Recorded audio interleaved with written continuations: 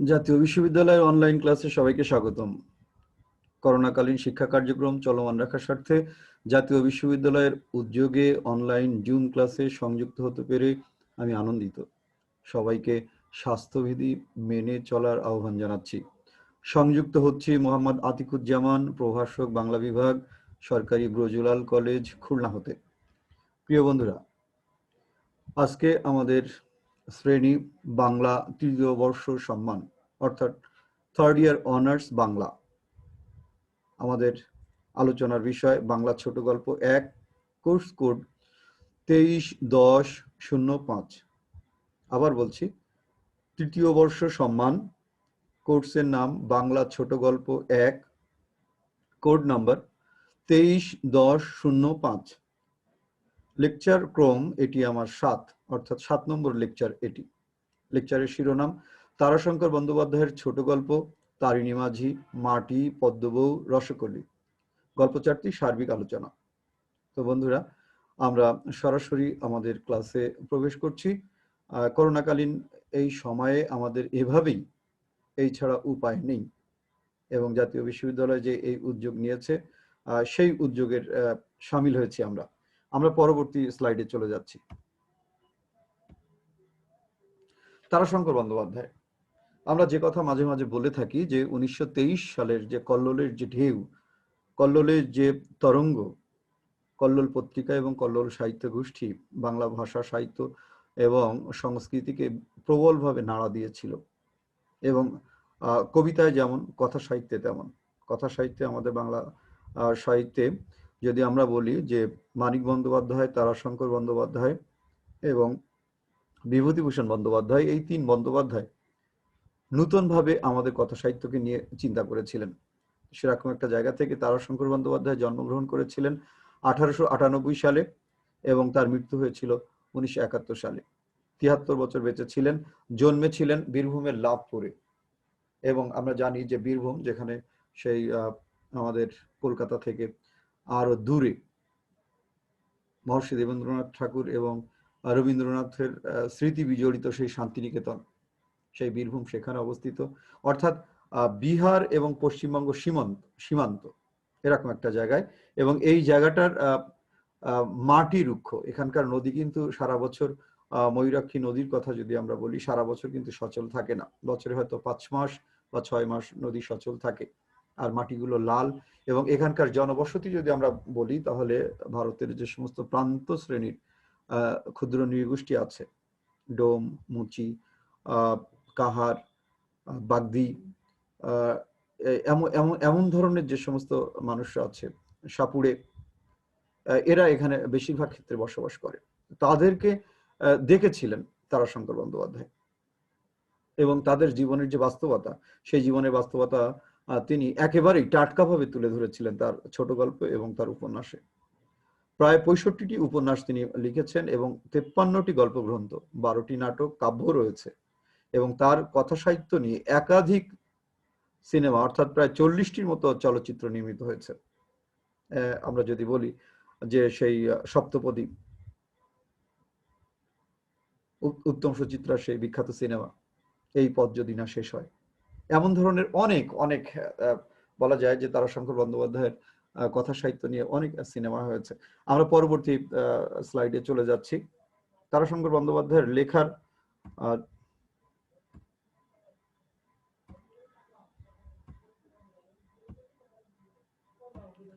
লেখার যে ধরন, সেটা দেখা যায় যে ছোট গল্পগুলো একটু বিস্তারিত, অনেকটা উপন্যাসের ঢঙে লেখা, বর্ণনা প্রধান। এখন এক একজন সাহিত্যিক, এক একজন গল্পকার বা কথা সাহিত্যিক নিজে একটা ঢং তৈরি করেন। অর্থাৎ শিল্প যদি তার ফর্ম এঁকে দেয় বা একেবারেই নির্ধারিত করে দেয়, তাহলে দেখা যায় যে সেটি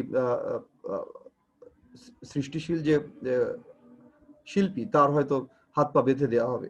তারাশঙ্কর সেটা সেভাবে হয়তো বলা যায় যে মেনে চলেননি, কিন্তু নিজে একটা দক্ষ শিল্পীর মতো নিজের একটা পথ তৈরি করেছেন।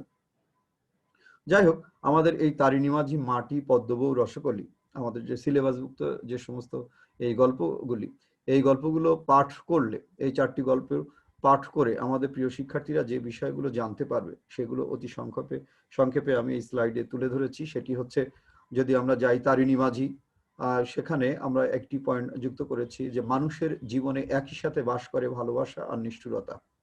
কেন এ কথা বলেছি আমরা পরবর্তী বিশ্লেষণে যাব, এবং যারা গল্পটি পড়েছে প্রিয় শিক্ষার্থীরা থার্ড ইয়ার বাংলা, তারা বুঝতে পারছে যে কেন এই কথাটি বলেছি। মাটি গল্পে প্রেম ভালোবাসা শেষ পর্যন্ত বেঁচে থাকে কিভাবে, মিলনে নাকি বিরহে? দুটোই বলতে পারি। কারো কারো প্রেম ভালোবাসা যখন মিলনের রূপ পায়, সংসারের রূপ পায়, সন্তান উৎপাদন বা কাচ্চা হয়, সেখানে এক ধরনের সুখ। আবার কখনো কখনো প্রেম বেঁচে থাকে সেই রবীন্দ্রনাথের শেষের কবিতার মতো, যে অমিত রায় এবং সেই লাবণ্যের মতো। এরা সে জায়গাটাও আমরা আলোচনা করব।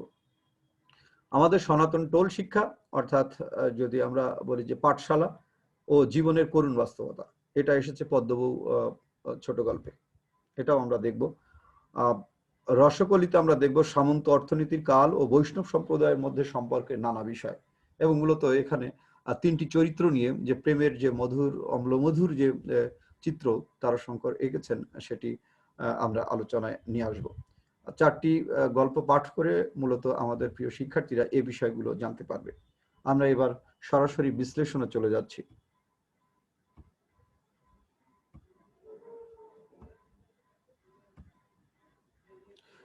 এই চারটি গল্পের প্রধান চরিত্রগুলো আলোচনা। তারিণী মাঝি গল্পের প্রধান চরিত্র তারিণী মাঝি ও তার আদরের বউ সুখী। এর মাঝখানে অনেকগুলো অপ্রধান চরিত্র এসছে, কিন্তু সেগুলো আমরা টুকটাক আলোচনা করব। কিন্তু গল্পের প্রাণকেন্দ্র হচ্ছে তারিণী মাঝি এবং তার আদরের বউ সুখী।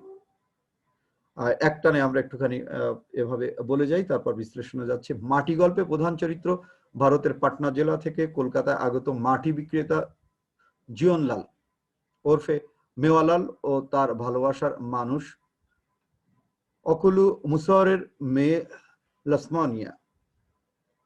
অর্থাৎ যদি আমরা বলি যে কলকাতা থেকে আরেকটু বেশ দূরে বিহার সীমান্তে যে পাটনা, বিহারের ভিতরে যে পাটনা জেলা, সেখানকার কিছু মানুষ জীবনের তাগিদে তাদের নদী ভাঙন এবং তাদের ভূমি হারিয়ে যখন কলকাতায় আসে, তাদের যে জীবনের যে চালচিত্র সেটা আমরা এখানে দেখব। এবং প্রধান চরিত্র যে জীবনলাল বা মেওয়ালাল, সে মাটি বিক্রেতা, শহরে মাটি বিক্রি করে। আমরা আরো বিস্তারিত যাব। পদ্মবউ গল্পে প্রাচীন আমলের পাঠশালা বা টোল শিক্ষক চন্দ্র মহাশয় ও তার স্ত্রী পদ্মবউ, এই সম্পর্কে আমরা একটুখানি আলোচনা করব। এবং এখানে বলা যায় পদ্মবউ এবং তার স্বামী যে রোগে আক্রান্ত হয়, অর্থাৎ এক সময় এই যে কুষ্ঠ রোগ, এই জিনিসগুলো আমাদের এখানে ছিল, আর সেটি নিয়ে জীবনের অভিজ্ঞতা কেমন সেটি তারাশঙ্কর এখানে উল্লেখ করেছেন, শিল্পিত ভাবে উপস্থাপন করেছেন, সেটি আমরা দেখব। রসকলি গল্পে বৈষ্ণবী মঞ্জুরি, পুলিন ও তার স্ত্রী গোপিনী, এই তিন চরিত্রের ত্রিমুখী প্রেম এবং গ্রাম্য রাজনীতি, অর্থাৎ বৈষ্ণব সম্প্রদায়ের যে প্রেম প্রথা আছে, তাদের ভালোবাসা আছে, আর সে জায়গাগুলো এখন এই জায়গাটা আমরা দেখার চেষ্টা করব। আমরা পরবর্তী স্লাইডে যাচ্ছি।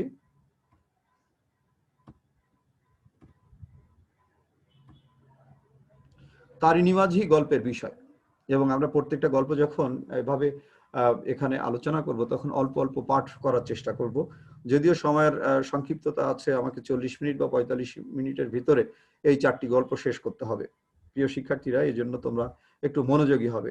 অর্থাৎ যেভাবে আমরা সরাসরি ক্লাসে আমাদের ক্লাস লেকচারটি দিই, তার চেয়ে এখানে অনেক টাইট ভাবে, খুব আঁটু ভাবে, একেবারে চোখা ভাবে আমাদেরকে বলতে হয়। সেজন্য আমি তোমাদের মনোযোগ আকর্ষণ করছি। তারিণী মাঝি তার বউ সুখীকে খুব ভালোবাসে, এটি একটি পয়েন্ট। উত্তরের খরা তথা বীরভূম অঞ্চলের জলবায়ুর যে বাস্তবতা, সেটি এখানে উঠে এসেছে তারিণী মাঝি গল্পে। নদী আর জল এ গল্পে বড় চরিত্র। ময়ূরাক্ষী যে নদী এবং তার যে বুকের উপরে যে স্রোত, আর সেখানে যে বান ডেকেছিল, বন্যা এসেছিল, সেটি এই গল্পের বলা যায় যে পরিণতিতে একটি বড় ভূমিকা রাখে। আরেকটি সেটি হচ্ছে একদিন বন্যার জলে ভেসে যেতে যেতে তারিণীর ভালোবাসার চূড়ান্ত পরীক্ষা হয়ে যায়। সুখীকে গলা টিপে মেরে তারিণী নিজে বাঁচে, অর্থাৎ পানির নিচে যে কার্যকলাপটি হয়। এখন আমরা একটুখানি বলি যে তারিণী মাঝি কি। তারিণী মাঝি এমনি লোক হিসাবে চমৎকার ব্যক্তিত্ববান, সেই আমি বলছিলাম যে কলকাতা থেকে আর উত্তরে অর্থাৎ বীরভূম অঞ্চলে সেই ময়ূরাক্ষী নদী বা যে শুষ্ক অঞ্চল, সেখানে যে 4 মাস বা 5 মাস ময়ূরাক্ষী নদী সচল থাকে, তার যৌবন ফিরে আসে, সেই নদীতে বলা যায় ঘাট পারাপার করেই তারিণী মাঝির জীবন চলে। এবং তার আরো একটি বড় বিষয় যে এই নদী হচ্ছে তার সব, নদীকে সে একটু ভয় পায় না। এবং ঘাটে যখন কেউ পড়ে যায়, নৌকা থেকে কেউ যদি ডুবে যায়, তাই সে মানুষ হোক, মানুষের বাচ্চা হোক, অথবা গরু হোক, ছাগল হোক, সে তার সহযোগী মাঝির যে সহযোগী থাকে তার হাতে হালটা দিয়ে সে নৌকা থেকে লাফ দিয়ে সে তাকে উদ্ধার করতে যায়। এটি তার একটি বিশেষ বৈশিষ্ট্য। এবং এই উদ্ধার করা তার একটা নেশা। এবং উদ্ধার করে সে কিন্তু উপঢৌকনও পায়, উপহারও পায়। আর সেই উপহার যা পায় সে কিন্তু নিজের জন্য সেইভাবে নেয় না, যা পায় সে হচ্ছে তার স্ত্রীর জন্য নেয়। তো এরকম একটি ঘটনা দিয়ে আমাদের তারিণী মাঝি যে গল্পটি তার শুরু, আমরা একটুখানি পাঠ নিব গল্পটির।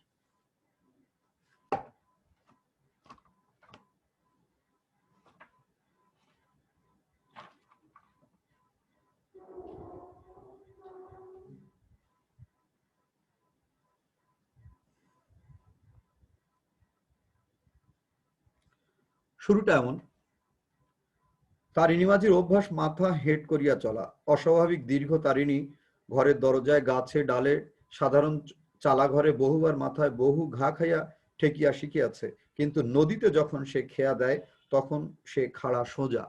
অর্থাৎ নদী তার কাছে কোনো ভয়ের কোনো কারণ নেই। আমি একটু বাদ দিয়ে দিয়ে পড়ছি। আষাঢ় মাস, অম্বুবাচী উপলক্ষে গঙ্গা স্নানের ফেরত যাত্রীর ভিড়ে ময়ূরাক্ষীর গনুটিয়ার ঘাটে যেন হাট বসিয়াছিল। এখান থেকে সত্য কথা, ময়ূরাক্ষীর এই খরস্রোতই বিশেষত। 12 মাসের মধ্যে 7-8 মাস ময়ূরাক্ষী মরুভূমি, 1 মাইল 1.5 মাইল প্রশস্ত বালুকারাশি ধুধু করে, কিন্তু বর্ষার প্রারম্ভে সে রাক্ষসীর মতো ভয়ঙ্করী। ঠিক এরকম একটা জায়গা থেকে গল্পটি শুরু হচ্ছে।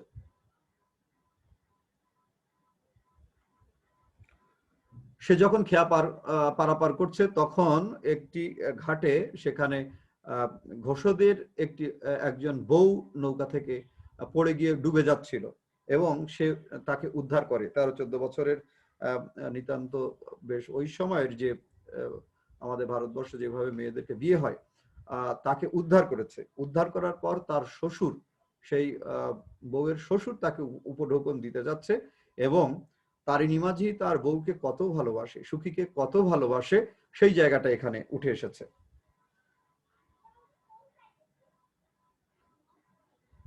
যখন তার পুত্রবধূকে জল থেকে বাঁচিয়েছে তখন বলছে, ঘোষ মহাশয় বলিলেন, কি চাই তোর তারিণী বল। তারিণী মাথা চুলকাইয়া সারা হইল, কি তাহার চাই সে ঠিক করিতে পারিল না। অবশেষে বলিল, 1 হাঁড়ি মদের দাম 8 আনা। জনতার মধ্য হইতে সেই সাবি মেয়েটি বলিয়া উঠিল, সাবিত্রী বলে একজন মেয়ে, বেশ হাস্যরস পরিহাস, সে বলে উঠল, মরণ তোমার, দামি কিছু চেয়ে নে রে বাপু। তারিণীর যেন এতক্ষণে খেয়াল হইল, সে হেট মাথাতেই সলজ্জ হাসিয়া বলিল, ফাদিলত একখানা ঘোষ মশাই, ফাদিলত। জনতার মধ্য হইতে সাবি আবার বলিয়া উঠিল, হ্যাঁ বাবা তারিণী, বৌমা বুঝি খুব নাক নেড়ে কথা কয়। চমৎকার একটি জায়গা এখানে আছে, এটা তাকে দেয়া হবে। ঘোষমশাই যখন বললেন, এবং তাকে এটাও বলা হলো, ঘোষমশাই বলিলেন, দশহরার সময় পার্বণী রইল তোর কাপড় আর চাদর, বুঝলি তারিণী, আর এই নে নগদ 5 টাকা। 5 টাকাও দিয়েছে। কিন্তু এই জায়গাটায় এসে, মানে আমি এই জায়গায় আলোচনাটা এই জন্য এভাবে শুরু করেছি যে তারিণী মাঝি তার বউকে কত ভালোবাসে, কিন্তু শেষ পরিণতিটা কি নির্মম, সেই জায়গাটা। তারিণী কৃতজ্ঞতায় নত হইয়া প্রণাম করিয়া কহিল, আগে হুজুর, চাদরের বদলে যদি শাড়ি। হাসিয়া ঘোষ মহাশয় বলিলেন, তাই হবে রে, তাই হবে। স্বামী বলিল, তোর বউকে একবার দেখতাম তারিণী। তারিণী বলিল, নেহাত কালো কুৎসিত মা। যাই হোক, এরকম একটা জায়গা থেকে তারিণীর যে বছর শুরু হলো, সেই বছরে আর জল আসছে না, ময়ূরাক্ষী সেভাবে ভরে উঠছে না। সেখানে পাঠা বলি দিয়ে ময়ূরাক্ষীকে পূজা করা হয়েছে, কিন্তু সে তার বুক জলে ভরছে না। এমন একটা জায়গায় থেকে তারিণী মাঝি অল্প দিনের ভিতরে বুঝতে পারলো যে না, জল তো আসবেই, এবং বান ডাকলো। এবং যখন বান ডাকলো তখন বলা যায় সেই খরার সময় যখন সবাই ওই ওই ওই অঞ্চল থেকে অন্যান্য অঞ্চলে চলে যাচ্ছিল, তারিণী এবং তার বলা যায় যে স্ত্রীও সেখান থেকে চলে যাচ্ছিল। কিন্তু সেই খরার মাঝখানে যখন বান ডাকার একটি পূর্বাভাস পেল তারিণী মাঝি, বাতাসে তাদের যে বলা যায় যে অনেক দিনের যে অভিজ্ঞতার যে জায়গাটা, তখন তারা গত 3 দিন ধরে যেখানে গিয়েছিল, যতদূর গিয়েছিল গ্রাম ছেড়ে, ঠিক সেখান থেকে তারা আবার গ্রামে ফিরে আসলো। এবং ফিরে আসার যখন তারা ঠিকঠাক করতে লাগছে নৌকা বা এমন, ঠিক সেরকম সময় বন্যা শুরু হলো। এবং বন্যা শুরু হলে তারিণী বলা যায় তার স্ত্রীকে নিয়ে পিঠে চাপিয়ে নিজেকে বাঁচার চেষ্টা করছে। এই জায়গাটা একটু আমরা দেখব।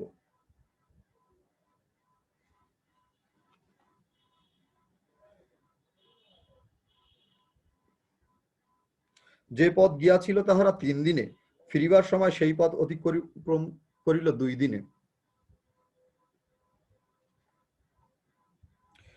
নদীর ধারে গ্রামে গ্রামে এই সুরে ডুগডুগি যখন বাজে, তখনই বন্যার ভয় আসন্ন বুঝিতে হয়।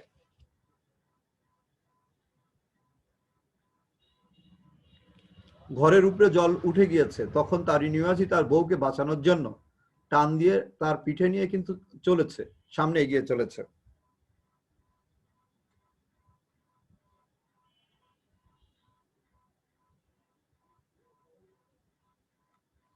শেষ জায়গাটা আমরা একটু ধরার চেষ্টা করছি। স্রোতের টানে তখন তাহারা ভাসিয়া চলিয়াছে, গাঢ় গভীর অন্ধকার কানের পাশ দিয়া বাতাস চলিয়াছে হু হু শব্দে, তাহারই সঙ্গে মিশিয়া গিয়াছে ময়ূরাক্ষীর বানের হুড়মুড় ডুড়মুড় শব্দ। সুখীকে কিন্তু এরকম একটা অবস্থায় নিজে পিঠে করে নিয়ে তারিণী কিন্তু সাঁতরাচ্ছে বন্যার জলের ভিতরে। শরীরও ক্রমশ যেন আড়ষ্ট হইয়া আসিতেছিল, মাঝে মাঝে ময়ূরাক্ষীর তরঙ্গ শ্বাসরোধ করিয়া দেয়, কিন্তু সুখীর হাতের মুঠি কেমন হইয়া আসে যে সে যে ক্রমশ ভারী হইয়া উঠিতেছে। তারিণী বলিল, সুখী সুখী। উন্মত্ততার মতো সুখী উত্তর দিল, ভয় কি তোর? আমি। পর মুহূর্তে তারিণী অনুভব করিল অতল জলের তলে ঘুরিতে ঘুরিতে তাহারা ডুবিয়া চলিতেছে, ঘূর্ণিতে পড়িয়াছে তারা। অর্থাৎ বানের এবং বড় বড় নদীতে জলের যে ঘূর্ণি, সেই ঘূর্ণিতে পড়লে কিন্তু আর ওঠা যায় না।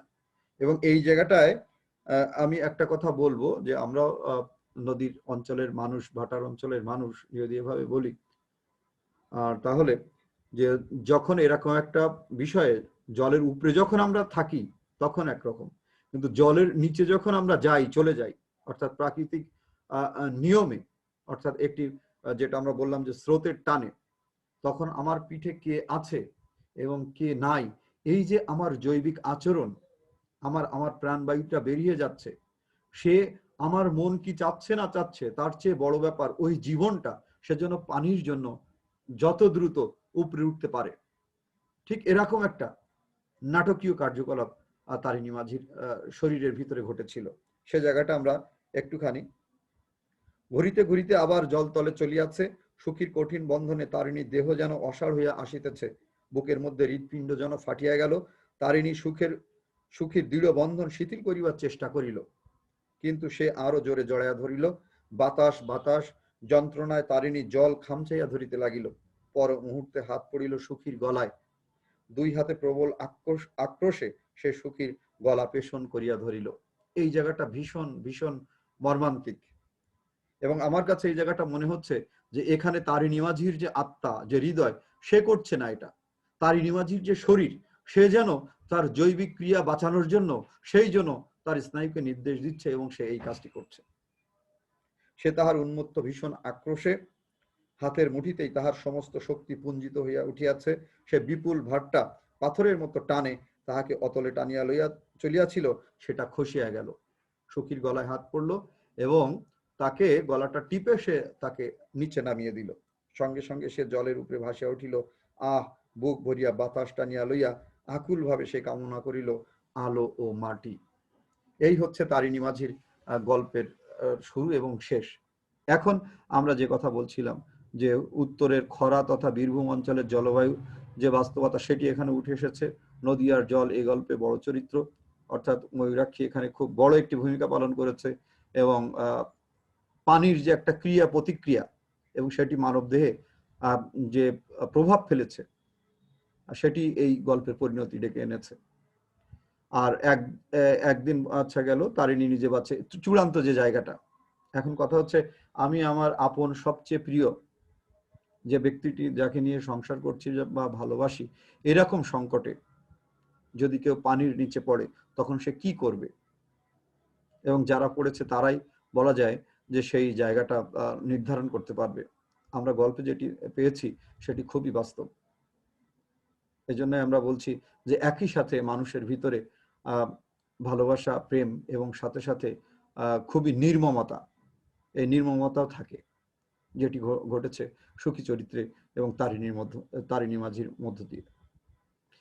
প্রিয় শিক্ষার্থীরা, আমরা পরবর্তী স্লাইডে চলে যাচ্ছি। আমাদেরকে শেষ করতে হবে 45 মিনিট সময়ের ভিতরে। মাটি গল্পে আমাদের করুণ অভিজ্ঞতা। এই গল্প তৎকালীন ভারতের পাটনা জেলার গঙ্গা নদীর তীরে বেড়ে ওঠা জিয়নলাল ওরফে মেওয়ালাল, অর্থাৎ তার নায়িকা তার নাম দিয়েছিল মেওয়ালাল, ও লক্ষ্মণিয়া, এই দুজনের প্রেম কাহিনী। ভারতে ইংরেজ উপনিবেশিকতার শেষ দিকে সামন্ত প্রথা ও নূতন অর্থনীতির বলি হয়েছে এই গল্পের চরিত্রদ্বয়। পৈতৃক ভিটা মাটি থেকে বিতাড়িত হয়ে শেষ পর্যন্ত কলকাতায় এসে মাটি বিক্রি করেই বেঁচে থাকে বিরহে প্রেম। আমরা এভাবেই এই গল্পটি থেকে সারবস্তু বের করেছি। এই গল্পে তৎকালীন ভারতের পাটনা জেলায় আমরা জিয়নলাল নামে এক কৃষক সন্তানকে আমরা পাবো। সে কলকাতায় এসে মাটি বিক্রি করছে এবং গল্পের কথক আমি তার সাথে পরিচিত হচ্ছে। এই পরিচিত হয়ে ফ্ল্যাশব্যাকে গল্পটি মেওয়ালাল বা জিয়নলাল, তিনি এই আমির কাছে গল্পটি, তার যে জীবনের করুণ কাহিনী সেটি বলছেন।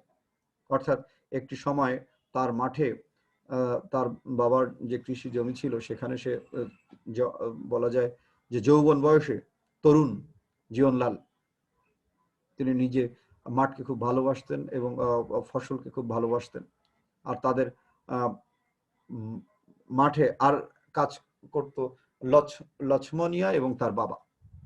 লক্ষ্মণিয়া 3 বছর বয়সে বিয়ে হয় এবং সেটি আরো কয়েক বছর, 10 বছর 12 বছর, এবার যে কয় বছর তার বিয়ে হয়েছে, যে কয়বার তার বিয়ে হয়েছে, সব কয়বারই তার স্বামী মারা গিয়েছে এবং এজন্য তার অঞ্চলে রটে গেল যে সে সাপিনী কন্যা, অর্থাৎ স্বামী তার বাঁচে না, অঞ্চলে কেউ আর তাকে বিয়ে করতে চায় না। এরকম একটা জায়গা থেকে জিয়নলালদের কৃষি মাঠে লক্ষ্মণিয়া এবং তার বাবা কাজ করতে করতে লক্ষ্মণিয়ার সাথে জিয়নলালের একটি সম্পর্ক হয়ে যায়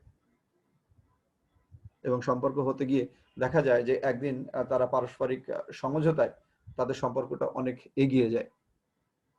কিন্তু সবচেয়ে বড় ব্যাপার, যে জায়গাটা আমি বলেছি যে ভারতে ইংরেজ উপনিবেশিকতার শেষ দিকে সামন্ত প্রথা ও নূতন অর্থনীতির বলি হয়েছে এই গল্পের চরিত্রদ্বয়। অর্থাৎ ইংরেজ এখানে এসেছে এবং ভারত ও ভারতীয় উপমহাদেশ থেকে কত দ্রুত রস নিয়ে ইউরোপে সেটা পাচার করবে এবং সেটি প্রক্রিয়াজাত হয়ে আবার ভারতবর্ষে আসবে, এসে বিক্রি হবে। আর এজন্য তারা বিভিন্ন জায়গায়, নদীর কাছে, শহরে, একদিকে যেমন রেলওয়ে স্টেশন আর ঠিক আর একদিকে ওই রকম নদী পথে জাহাজ স্টেশন, এই দুইটা জিনিস কিন্তু তারা করেছিল। আর এই জাহাজ স্টেশন করতে গিয়েই দেখা যায় যে স্থানীয় জমিদারের সহযোগিতায় ইংরেজরা এই জিয়নলাল তার যে বাবার যে সম্পত্তি, যে চমৎকার মাঠ, যে কৃষি জমি, সেটি তারা নিয়ে নেয় এবং সেখান থেকে কোনো টাকাও তারা পায় না। যদিও লক্ষ্মণিয়ার উদ্যোগে জিয়নলাল একটি কেসও করে, মামলাও করে, কিন্তু মামলা হেরে যায় এবং মামলায় হেরে যাওয়ার পর দেখা যায় যে জমিদারের বিরুদ্ধে কেস করার কারণে, মামলা করার কারণে তার জেল হয়। আর বলা যায় যে লক্ষ্মণিয়ারও জেল হয়। কিন্তু লক্ষ্মণিয়া 2 বছর পর যখন বের হয় তখন ইংরেজ এক সাহেবের সাথে বিয়ে ঠিক বলবো না, তাকে রেখে দেয়। কারণ ওই ভদ্রলোক, ইংরেজ ভদ্রলোক, তার স্ত্রী মারা গিয়েছে 2টি বাচ্চা রেখে, এবং এই যে তার ঘরে থাকছে এবং ওই সময় ভারতীয় প্রান্তিক শ্রেণীর জনগণ তাদেরকে ইংরেজরা ডেকে নিলেই কেউ কেউ তাদের ডাকে সাড়া দিয়েছে। লক্ষ্মণিয়াও ঠিক ওই রকম, তাকে ভালো খেতে দিয়েছে, পড়তে দিয়েছে এবং বাবু তার গর্ভে একটি সন্তানও জন্ম দিয়েছে। এই যে তার ভালো পড়তে দেয়া, খেতে দেয়া এবং তার সন্তান ধারণের সুযোগ করে দেয়া, এই সুযোগ লছমনিয়া নিয়েছে। কারণ ক্ষুধা যেখানে, দারিদ্র যেখানে একটা বড় ব্যাপার। আর ওদিকে তো জেলে ছিল জীবনলাল। জীবনলাল জেল থেকে ছাড়া পেয়ে যখন লছমনিয়ার কাছে এসেছে, তখন লছমনিয়া এগুলো সবকিছু বলেছে। বলার পর জীবনলাল ওরফে মেওয়ালাল তার আর ভালো লাগেনি। সে ওই অঞ্চল ছেড়ে সোজা চলে এসেছে কলকাতায়, এবং কলকাতায় এসে সেই যে তার মাটি, সেই পৈতৃক ভিটা, সেই মাটিকে সে ভোলেনি। এবং এই মাটি কলকাতায় এসে সে বিভিন্ন গলিতে গলিতে বিক্রি করে, এবং তার সেই বিরহে সেই প্রেমটা বেঁচে থাকে। আর মাটি বিক্রি করে যে টাকা সে পায়, প্রতি মাসে 10 টাকা করে পোস্ট অফিসের মাধ্যমে মানি অর্ডার করে সে লছমনিয়ার ঠিকানায় সে পাঠিয়ে দেয়, সেই পাটনা জেলায়। গল্পটি অনেক বড়, এবং আমার গল্পটি পাঠ করতে গিয়ে মনে হয়েছে যে অনেকটা উপন্যাসের যে ভঙ্গি, সেই ভঙ্গিমায় গল্পটি বলা। এবং তারাশঙ্করের অনেক গল্পই এরকম, বেশ বিস্তারিত, আঙ্গিকে বেশ বড়, গল্পের প্লটগুলো অনেক বড়, কিন্তু আমার কাছে একটুও খারাপ মনে হয়নি, কষ্ট মনে হয়নি। কষ্ট বলতে যে পড়তে অনেক দেরি লেগেছে এমন মনে হয়নি। অর্থাৎ একটি অঞ্চলের মানুষের সামাজিকতা, অর্থনীতি এবং তাদের প্রেম, ভালোবাসা, কৃষি, এগুলো পাওয়া যায় এই মাটি গল্পের ভেতর দিয়ে। আমরা পরবর্তী স্লাইডে চলে যাচ্ছি।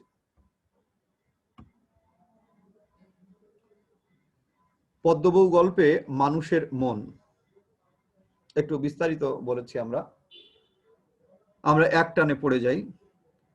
চন্দ্র মহাশয়ের পাঠশালায় প্রাচীন ভারতের শিক্ষা ব্যবস্থা দৃশ্য। কুষ্ঠব্যাধিতে আক্রান্ত চন্দ্র মহাশয় নিজ দূরত্ব বজায় রেখে স্ত্রীর সহযোগিতায় তার নিত্যদিনের কার্যক্রম পরিচালনা করেন। রোগ নিয়ে মানুষের বিশ্বাস কখনো টলে যায়, ভেঙে যায়। 10 বছর আগে যেদিন স্বামীর এই রোগ ধরা পড়ে, সেদিন পদ্মবউ কিন্তু স্বামীকে ছেড়ে পালিয়েছিল, পরে আবার ফেরত আসে। চন্দ্রমশাইয়ের রোগ বাড়তে থাকায় টোল বন্ধ এবং পদ্মবউয়ের কঠিন জীবন সংগ্রাম। গল্পের শেষ দিকে গ্রামের মুখুজ্জেগিন্নির কথায় পদ্ম নিজের শরীরের পরিবর্তন দেখে নিজে নিজে বিশ্বাস করতে লাগলো তারও কুষ্ঠ হয়েছে। রাতে দেবীর ছবি ভেঙে চন্দ্রমশাইকে দূরে ঠেলে দিয়ে পদ্মের জ্ঞান হারানো, আর কোনোদিন জ্ঞান না ফেরা, এবং ডাক্তারের পরীক্ষা শেষে জানা যায় তার নিউট্রিশনের অভাবে বেরি হয়েছিল। এখন আমরা একটুখানি এই জায়গায় বিস্তারিত বলি যে আমাদের এখনকার যে শিক্ষা ব্যবস্থা, আমাদের প্রাচীনের শিক্ষা ব্যবস্থা কিন্তু এত আধুনিক ছিল না। কোনো কোনো গ্রামে এক বা একাধিক ব্যক্তি তাদের নিজ উদ্যোগে বাড়ির উঠানে পাঠশালা নির্মাণ করতেন। কখনো এক চালা থাকতো, 2 চালা থাকতো, কখনো থাকতো না। সেই টোল শিক্ষা যেটাকে আমরা বলি, সেরকম একটি দৃশ্যের অবতারণা এখানে আছে। এবং চন্দ্র মহাশয় কুষ্ঠব্যাধিতে আক্রান্ত, যদিও এখন এই রোগগুলো সেই অর্থে আমাদেরকে ওইভাবে আক্রমণ করতে পারে না, আমরা আগে থেকেই সচেতন থাকি এমন।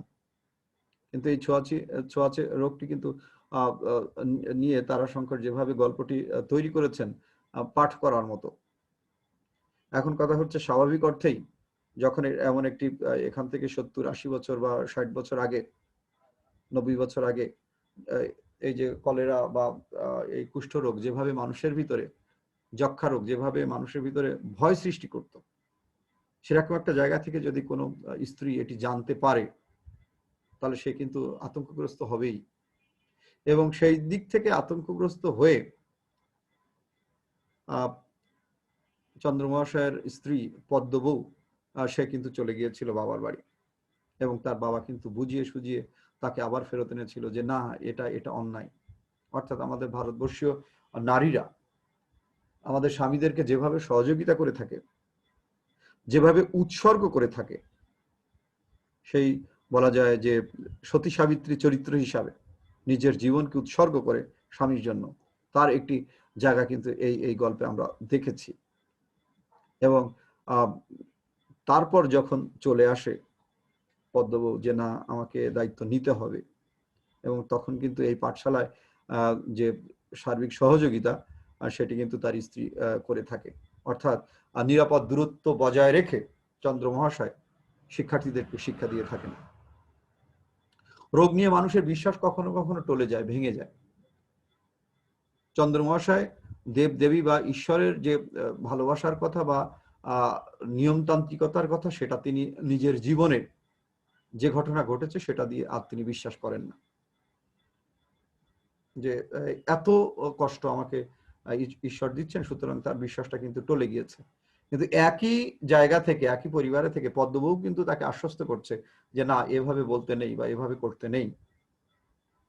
কিন্তু সেই পদ্মবউ কিন্তু কিছুদিন পর যখন তার শরীরে পরিবর্তন আসে, যদিও মূলত হয়েছিল বেরি বেরি, কিন্তু গ্রামের প্রথা অনুযায়ী গ্রামের মানুষ এটা বিশ্বাস করে স্বামীর সাথে থাকতে থাকতে, এবং এবং পদ্মবউয়ের যে সেবা, মুখুজ্য বাড়ির সেই গিন্নিমা যখন এটি বলে, তখন কিন্তু সে শিউরে ওঠে। আমরা সে জায়গাটা একটুখানি পড়ার চেষ্টা করছি।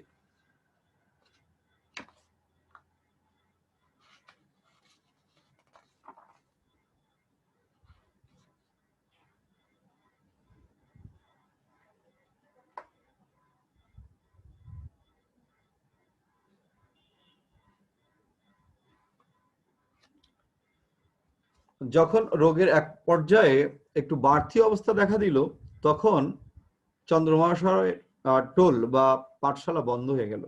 বন্ধ হয়ে গেলে এরকম একটা সময় এসে পদ্মবউয়ের সংগ্রাম কিন্তু খুব বেড়ে গেল। অর্থাৎ সেই কিন্তু সংসারটি চালাচ্ছে, এবং এই সংসারটি চালাতে গিয়ে তার শরীরে কিন্তু চাপ পড়েছে অনেক। আর সেই চাপের জায়গা থেকে তার খাদ্য খাবার বা পুষ্টিহীনতার যে বিষয়গুলো, সেগুলো সামনে চলে এসেছে। কিন্তু ভেতরে ভেতরে মনে মনে কাজ করছে গ্রামের সবার, যে না, পদ্মবউয়ের হয়তো কোনো একদিন, যেহেতু চন্দ্রের সাথে থাকে, তারও একদিন কুষ্ঠ হতে পারে। সে জায়গাটা পদ্ম বলিল, কি জ্ঞানী লোক সে ডাক্তার, জ্ঞান থাকলে একথা সে বলতো না। আজ আমি এতদিন অহরহ তোমার সঙ্গে বাস করছি, তাহলে তো আমারই আগে হওয়া উচিত ছিল। ডাক্তার সে পরীক্ষা করে বলে গেল যে সাবধান হওয়া উচিত, এবং গ্রামের ছেলে মেয়েদেরকে আর আপনার পাশে ঘেঁষতে দেওয়া উচিত নয়। কিন্তু এই কথার তীব্র প্রতিবাদ করেছে পদ্মবউ। সেই উত্তরে সে বলছে, চন্দ্রমশাই বলিল, দুঃখ বা রাগ করো না পদ্ম, ভগবানকে স্মরণ করো। তোমার ভগবানই আজ আমার ভরসা। পদ্ম এবার কাঁদিয়া ফেলিল। তোমার ভগবান, আমার ভগবান নেই। অর্থাৎ চন্দ্রমশাই নিজে এটা বিশ্বাস করছেন না। অনেকক্ষণ কাঁদিয়া সে চোখ মুছিয়া বলিল, দেখো তুমি, তিনি কোনো কষ্ট আমাদের দেবেন না। আস্থা রাখছে এই পদ্মবউ। তারপর আরম্ভ হইল ভীষণ জীবন সংগ্রাম। পদ্ম ধান ভানিয়া চাল কুটিয়া জীবিকা সংস্থানের ব্যবস্থা করিল। চন্দ্রমশায় কঠোর পরিশ্রম পরায়ণ পদ্মর দিকে নীরবে চাহিয়া থাকে, কোনো কথা বলে না। সেদিন পদ্ম অকস্মাৎ ঢেকিশালা হইতে বাহির হইয়া আসিয়া দাওয়ার উপর শুইয়া পড়িল। চন্দ্রমশাই জিজ্ঞাসা করিল, এমন করছো যে পদ্ম? হাঁপাইতে হাঁপাইতে পদ্ম বলিল, বুকটা কেমন করে উঠল গো।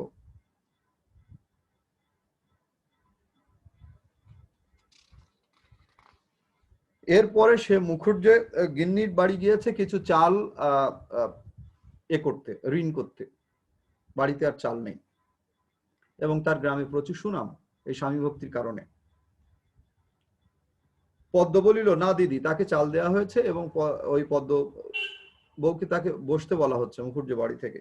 পদ্ম বলিল, না দিদি, বসবো না, কাল থেকে আমার জ্বর, ঘরে চাল নেই তাই। এমন সময় হুলুধ্বনি দিয়া মুখুজ্জে বাড়ির বধুরা আসিয়া বাড়ি ঢুকিল, কোনো মানুষের জন্য, ইত্যাদি ইত্যাদি। আচ্ছা, মুখুজ্জেগিন্নি বলিল, থাক, আর পেন্নাম করতে হবে না, পেশাদি হাত আমার আবার তোমার মনে, সেটাও বাদ দিলাম আমরা। ওই বাড়ির বড় বউ চলিয়ে গেল। মুখুজ্জেগিন্নি পদ্মকে বলিল, ইয়ে তোর কবে হলো পদ্ম বউ? পদ্ম সবিস্ময়ে প্রশ্ন করিল, কি দিদি? মুখুজ্জে গিন্নি কিন্তু এই জিনিসটা তার ভেতরে ছড়িয়ে দিচ্ছে, বড় রোগ। পদ্ম সবিস্ময়ে মুখুজ্জের গিন্নির মুখের দিকে চাহিয়া বলিল, সমস্ত শরীর থরথর করিয়া কাঁপিতেছিল। মুখুজ্জে গিন্নি বলিল, দেখি তোর হাত পা দেখি। পদ্ম সভয়ে হাত দুইটা মেলিয়া ধরিল নিজের চোখের সম্মুখে। চোখে জাদুর অঞ্জন দিয়া কে যেন প্রেতলোকের দ্বার তাহার দৃষ্টির সম্মুখে খুলিয়া দিল। স্ফীত করাঙ্গুলি রৌদ্র সম্পাতে তৈলাক্তের মতো চকচক করিতেছে। পদ্মের মনে হইল অসংখ্য কৃমিকীট প্রতি লোমকূপের মধ্যে কিলবিল করিয়া বেড়াইতেছে। পা দেখিতে আর তাহার সাহস হইল না। নিজে থেকে মনের ভিতরে একটা দুর্বলতা তৈরি হয়েছে, এবং মনে করছে যে তার এই রোগটা বোধহয় তার স্বামীর যেমন হয়েছে সেরকম করেছে, তাকেও আক্রমণ করেছে, সে ভাবছে এমন। বাড়িতে আসার পর আয়নাতে সে নিজের মুখ দেখলো এবং তার শরীরের বিভিন্ন অঙ্গ প্রত্যঙ্গ সে টিপে দেখছে এবং সে মনে করছে যে তার স্বামীর যে বীভৎস চেহারা, তার স্বামীর যে বীভৎস কুষ্ঠ রোগ, তারও মধ্যে সেটি সঞ্চালিত হয়েছে। নিশীথ রাত্রে ঝনঝন শব্দে চন্দ্রমহাশয় ঘুম ভাঙিয়া গেল। গাঢ় অন্ধকার রাত্রি, সম্মুখের লণ্ঠনটা কাজ ভাঙিয়া গিয়াছে, তাহারই মশালের মতো লাল আলোয় খানিকটা শুধু দেখা যাইতেছিল। পদ্ম সেখানে ছিল না।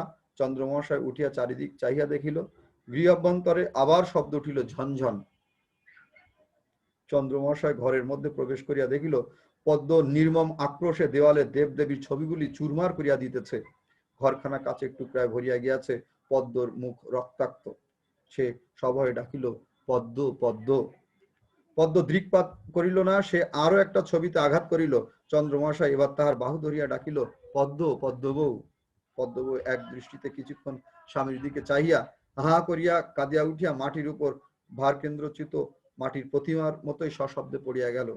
সে মূর্ছা পদ্মর আর ভাঙিল না। ডাক্তার খানিকক্ষণ নিবিষ্ট চিত্তে পরীক্ষা করিয়া বলিল, নিউট্রিশনের অভাবে এর বেরি বেরি হয়েছিল। অর্থাৎ তার এই যে চলে যাওয়ার যে কারণ পদ্মবউর, এখানে বলছে যে তার সেই অপুষ্টিজনিত তার যে এই যে কর্মচঞ্চলতা এবং মাঝখানে তার শরীরের যে সে বলা যায় যে কোনো তোয়াজ করেনি বা নিজের যত্ন নেয়নি, এই জায়গা থেকে তার এই নেতিবাচক রোগের সৃষ্টি। তো আমরা এই জায়গাটায় এভাবেই বলবো যে মানুষের ভিতরে কখনো কখনো যে বিশ্বাসগুলো আছে, সেই বিশ্বাসগুলো কিন্তু তার রোগ ব্যাধি এবং ঘটনার পরিপ্রেক্ষিতে টলে যায়। সেটি এই পদ্মবউ গল্পের ভেতর দিয়ে তারাশঙ্কর বন্দ্যোপাধ্যায় আমাদেরকে দেখিয়েছেন। আমরা পরবর্তী স্লাইডে চলে যাচ্ছি। প্রিয় শিক্ষার্থীরা, সংযুক্ত আছি মোহাম্মদ আতিকুজ্জামান আতিক, প্রভাষক, বাংলা বিভাগ, সরকারি ব্রজুলাল কলেজ, খুলনা হতে। এবার আমরা রসকলি গল্পে বৈষ্ণবীয় প্রেম, আমরা লালন পড়াতে গিয়েও দেখেছি যে বৈষ্ণবদের যে প্রেম আছে তার নানান ধরনের বলা যায় সম্পর্ক আমাদের এই গল্পে চলে এসেছে। মৃত শ্যামদাসের ছেলে পুলিন কাকা রামদাসের কাছে বড় হয়ে বৈষ্ণব আখড়ায় সবকিছু শিখে ফেলে। খেলার সাথী মঞ্জরির সাথে বিয়ের চূড়ান্ত কথা হয়েও বিয়ে হয় গোপিনীর সাথে, অর্থাৎ এই গোপিনী হচ্ছে রামদাসের যে প্রেয়সী ছিল তারই কন্যা। এমন মঞ্জরি মুখরা সুন্দরী, মনে মনে সে পুলিনকেই প্রেমিক বলে জানে এবং সেভাবেই বিবাহিত পুলিনকে কাছে টানতে থাকে। এ নিয়ে সংসারে ও গ্রামে হাঙ্গামা, জমিদার বাবুর বিচার ও নজর পড়ে মঞ্জরির উপর, এবং মঞ্জরি কিন্তু খুব আকর্ষণীয়। এভাবে তিনটি হৃদয়ের টানাপোড়নে শেষ পর্যন্ত মঞ্জরি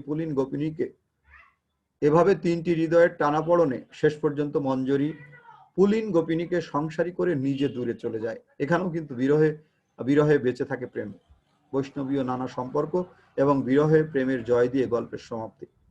এখন আমরা এই জায়গাটায় এভাবে বলি, আমরা যদি একটু দেখি,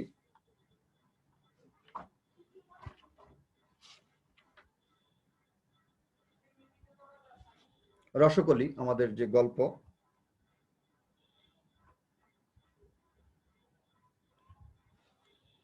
আমরা যাতে বৈষ্ণব, ছিঁড়লে মালা আবার নতুন গাথি, সম্পর্কের যে সূচনা, অর্থাৎ এই যে কণ্ঠী বদল করে বৈষ্ণবদের ভিতরে যে সম্পর্কের যে বলা যায় যে সেবাদাসী গ্রহণ, এটি কিন্তু এই গল্পেতে এসেছে এবং চমৎকার ভাবে সেটি এসেছে।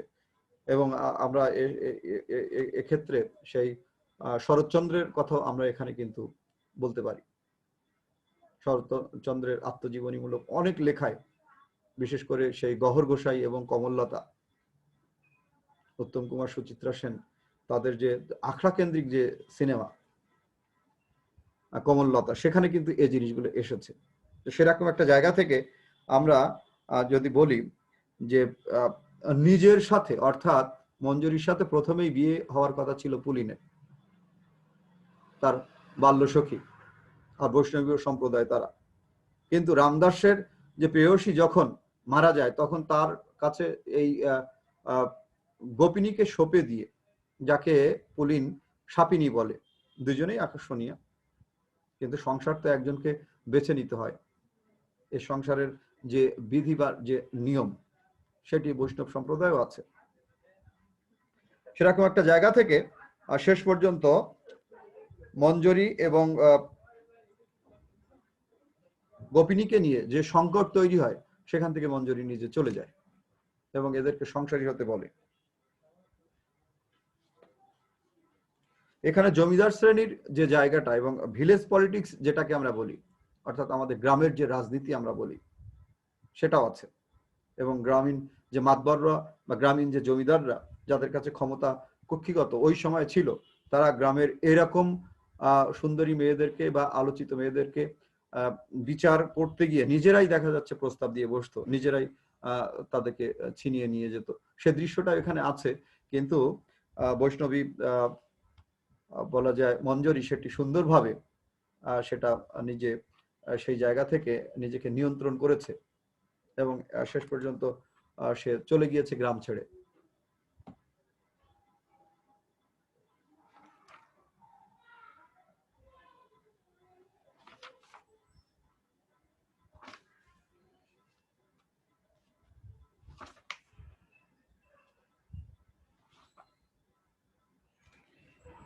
10 বছর বয়সেই মঞ্জরির একবার বিবাহ হইয়াছিল, কিন্তু পাত্রটিকে মঞ্জরির পছন্দ হয় নাই, তাই তাহাকে সে নাকচ করিয়া দিয়াছে। সে বেচারি বহুবার মঞ্জরির জন্য হাঁটাহাঁটি করিয়া শেষে অন্যত্র বিবাহ করিয়া সংসার পাতিয়াছে, মঞ্জরিকে ছাড়পত্র করিয়াছে। এই যে এরকম একটা জায়গায় যে চরিত্রটি এমন,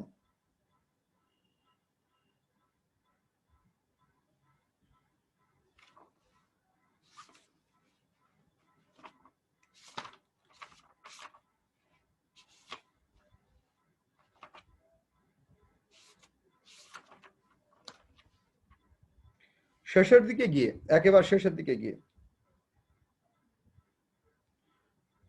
মঞ্জরি গান ধরছে, চলিতে চলিতে গান ধরিল, লোকে কয় আমি কৃষ্ণ কলঙ্কিনী, সখী সেই গরবে আমি গৌরবিনী গো, আমি গৌরবিনী। এখানে প্রেম এবং ভক্তি যে বৈষ্ণবদের ভিতরে থাকে সেই জায়গাটা কিন্তু আছে। অর্থাৎ পুলিনকে কিন্তু খুবই মানে হৃদয়ের গভীর থেকে ভালোবেসেছিল মঞ্জরি, কিন্তু তার রাম বলা যায় যে পুলিনের কাকা রামদাসের যে আবেদন, সেই আবেদন রাখতে গিয়ে গোপিনীকে বিয়ে করে শেষ পর্যন্ত মঞ্জরি কিন্তু নিজেকে বঞ্চিত করে এবং বেদনায় বা বিরহে এই গল্পটি এখানে সমাপ্ত। এখন আমরা যে কথাটি শেষে একেবারে শেষ পর্যায়ে এসে আমরা বলবো, আমরা পরবর্তী স্লাইডে যাই, যে আমরা মূল্যায়নে চলে এসেছি 4টি গল্পে। যে তারাশঙ্কর বন্দ্যোপাধ্যায় জীবনকে দেখেছিলেন খুব কাছ থেকে, নিজ অভিজ্ঞতার আলোকে বাংলা কথা সাহিত্য তথা ছোট গল্পকে নিয়ে গেছেন অনন্য উচ্চতায়। তার দেখা সাধারণ মানুষ অসাধারণ হয়ে ওঠে তার বলার ভঙ্গির কারণে, যেভাবে তিনি বর্ণনা দেন, এবং সে বর্ণনার ভিতরে কোনো ন্যাকামি নেই, কোনো ভণ্ডামি নেই, কোনো মিথ্যা নেই। যেভাবে তিনি দেখেছেন তার সামনে এই সমস্ত মানুষদেরকে, তার দেখা সাধারণ মানুষ অসাধারণ হয়ে ওঠে তার বলার ভঙ্গির কারণে। পুরাতনের সাথে নূতনের দ্বন্দ্ব, মানুষের মনের ভেতর লুকিয়ে থাকে অন্য মানুষ, তাই সে যেমনই হোক তাকে টেনে হিচড়ে বের করেন তারাশঙ্কর। আর তাই আমরা তারিণী মাঝির শেষটা দেখে হতবাক হই, অবাক হই। মেওয়ালাল মাটির বিশ্বাস হারায় না, এভাবে পদ্মবউ বা মঞ্জরিও আমাদের মধ্যে গুনগুনিয়ে কি যেন বলতে থাকে, জীবনের সত্য এভাবে বলে তারা। গল্পের আঙ্গিক একটু বড় হলেও তারাশঙ্করের এ 4টি গল্প অনন্য। এখন আমরা পরবর্তী স্লাইডে যাচ্ছি, আমাকে শেষ করতে হচ্ছে আস্তে আস্তে। আমি নমুনা প্রশ্ন দিয়েছি, কুইজ প্রশ্ন মান 1, 4টি গল্প থেকে 4টি প্রশ্ন আমি দিয়েছি। যে তারিণী মাঝি গল্পে মাঝি কাদের বউকে নদী থেকে উদ্ধার করেছিল, আমি আমার আলোচনায় বলেছি। মাটি গল্পে মেওয়ালাল প্রতি মাসে কত টাকা পোস্ট করে, 10 টাকা করে পোস্ট করতো, সেটাও আমি বলেছি। পদ্মবউয়ের শরীরে কুষ্ঠ শুরু হয়েছে এ ইঙ্গিত কে দিয়েছিল, এ চরিত্র আমি আলোচনা করেছি। রসকলি গল্পে সাপিনীকে, এটাও আমি বলেছি।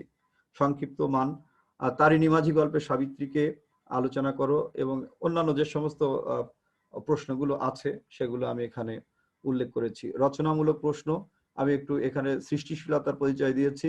তারিণী মাঝি চরিত্রটি বিশ্লেষণ করো। মাটি গল্পের আখ্যান বর্ণনার উপায় উপন্যাসের মতো আলোচনা করো। মাটি গল্প পড়তে গেলে মনে হয় যে উপন্যাস পড়ছি এমন, সেইটি আমি এখানে তুলে ধরা, মানে আমার প্রিয় শিক্ষার্থীদের কাছে সেটি উত্তর চেয়েছি। পদ্মবউ চরিত্রটির দান্দিকতা বিশ্লেষণ করো, একদিকে সে বিশ্বাস করে আর একদিকে করে না। রসকলি গল্পের নায়িকাকে, নায়িকা চরিত্র বিচার করো। এখানেও আমি শিক্ষার্থীদের উপরে ছেড়ে দিয়েছি। এখানে যে সমস্ত সহায়ক গ্রন্থাবলী আছে সেগুলো আমি দিয়েছি। এই গল্প আলোচনায় এই বইগুলো অনেক উপকার বা সাহায্য করবে। ধন্যবাদ জ্ঞাপনের পালা। যেহেতু এটি আমার ৭ম ক্লাস এবং ৩য় বর্ষ সম্মান শ্রেণীর বাংলা ছোট গল্প ১। প্রিয় শিক্ষার্থীরা, জাতীয় বিশ্ববিদ্যালয়ের আয়োজনে বাংলা ৩য় বর্ষ সম্মান শ্রেণীর যারা অনলাইন জুম ক্লাসে সংযুক্ত হয়ে আমার ক্লাস করছো, সেসব শিক্ষার্থী বন্ধুদেরকে ধন্যবাদ জানাচ্ছি। আশা করছি তোমরা অনলাইন জুম ক্লাসের মাধ্যমে উপকৃত হবে এবং সামনে এগিয়ে যাবে। জাতীয় বিশ্ববিদ্যালয়ের সংশ্লিষ্ট সকলকে ধন্যবাদ জানিয়ে শেষ করছি। আজ এ পর্যন্ত। সবাই ভালো থাকো।